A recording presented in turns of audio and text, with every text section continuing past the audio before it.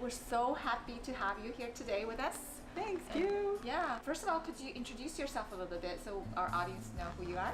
Sure. My name is玫瑰. My English name is Roseanne. I'm the author of a new book called Leftover in China, The Women Shaping the World's Next Superpower.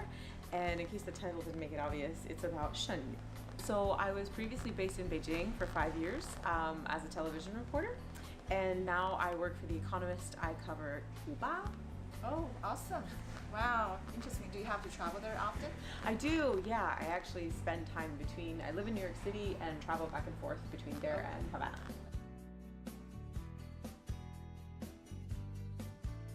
Well, the number one reason that I wrote a book about it was because it was for my friends, for women that I met in China as I was working at a television station who were all Sheng. And I discovered this after Chunjie. Okay. First Chunjie in Okay. China. All right.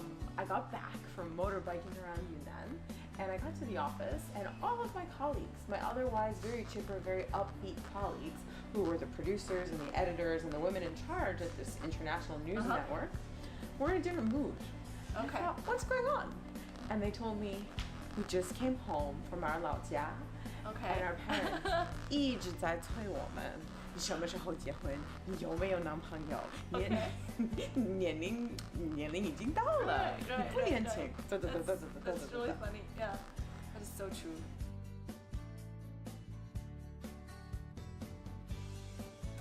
Well, it was shocking to me first and foremost that these women, despite being bilingual, despite being well-educated, despite being independent, and many of them living far from their hometowns and working on their own and supporting themselves in the city, none of those accomplishments mattered to their parents because it was all eclipsed by the fact that they weren't married. And that was, I didn't think it was fair. So I wanted to figure out why they were being pushed in this way. And it ends up being a very interesting story.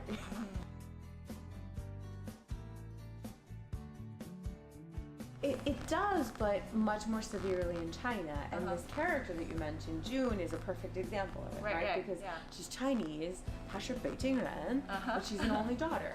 And she came to the US for high school, and she stayed and she went to Yale. And so she was thrown from one culture to another. Right. And as she was a little girl, her entire life, her parents pushed her to study, right? Because she's an only daughter. They gave her all the resources to have the best possible education and bring honor to the family. Right, yeah. And they said, 你不要, like no dating, right? 你就学习. And then she graduates. And then she graduates and it's like, 什么时候结婚? Right. And she's like, wait a minute. My entire life, you wanted me to study, and now I have to, and I couldn't touch boys. I had to be with a teddy bear, Exactly. And now you want me to get married. And she there's a part of her that feels a little bit cheated. It's like, wait a minute. I was trying to make my parents proud. I was working hard because I wanted to, but also to make them happy. And now all of a sudden I've done something wrong.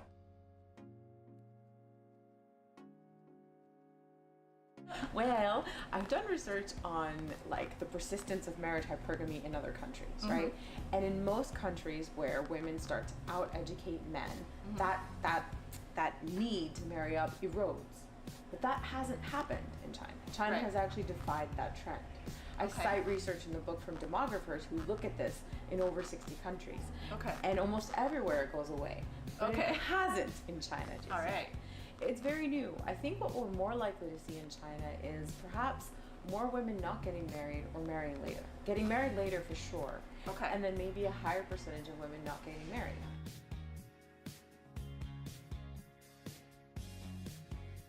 I learned so much from Chinese moms.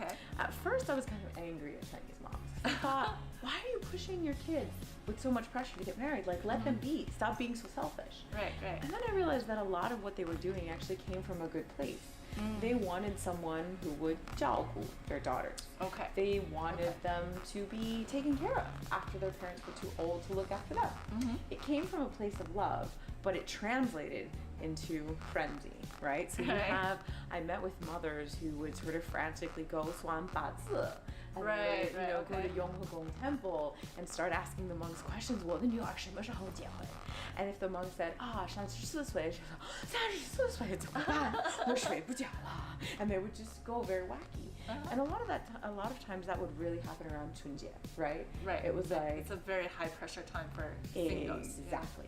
The phone calls would start, and it was like, you know, grandmothers would pitch in and they would say, I might not make it to my 85th birthday if you don't get married. I mean, just, there's a lot of drama involved in it, which was fun for me, and probably not so much fun for the girls experiencing it. Yeah.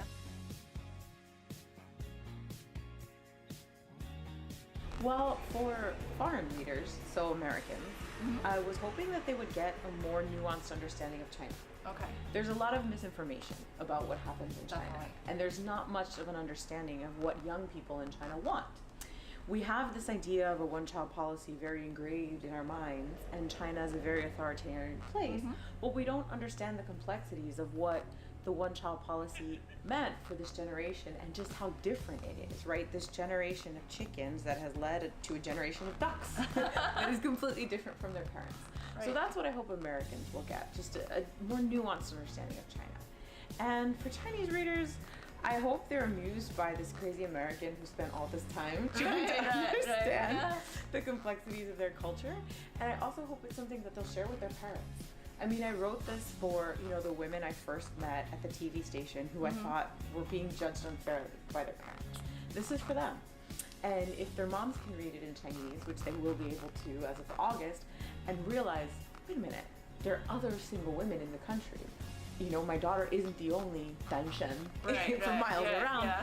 And actually, she's part of a really important population for China's future. Yeah, it's a And- culture phenomena. Right? Exactly. Yeah. And we should be proud of her and maybe not, you know, bother her so much. I hope so. Yeah. So, Josean's book, Leftover in China, right now it's only English version, but it's coming out In August. in August, 8月8 Chinese号. version. Very good luck. Oh, right. Very interesting. I read it and it's super fascinating. It's so fascinating. It's even from my perspective that I already know this culture, it's too. still very interesting. All right. Thank you so much, Josean. Thank you for letting me chat about it. Yeah.